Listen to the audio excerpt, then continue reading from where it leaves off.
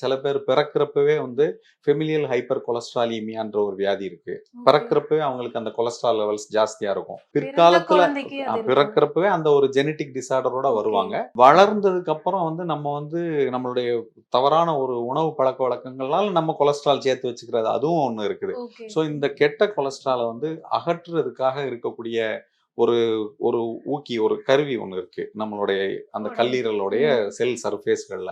அத வந்து இது வந்து வேல பார்க்க விடாது.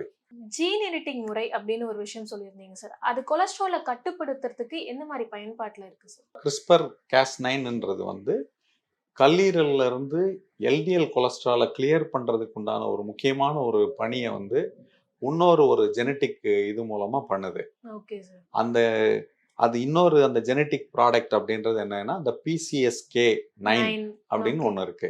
அது வந்து எங்க இருக்கும் அப்படின்னா, கல்லீரலுடைய மேற்பரப்புல அந்த செல்கள்ல எல்டிஎல் ரிசெப்டார்ஸ்ன்னு இருக்கு. அதாவது எல்டிஎல்ல உள்வாங்கிகள்னு சொல்றாங்க ம். தமிழ்ல.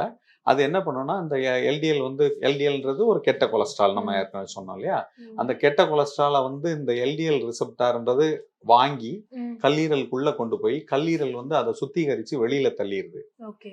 இந்த வேலை ஒழுங்கா நடந்துட்டு இருந்துச்சுன்னா, கொலஸ்ட்ரால் நம்ம பாடியில வந்து பிரச்சனையே இருக்காது. ஜாஸ்தியான இதா ஆகாது. ஓகே.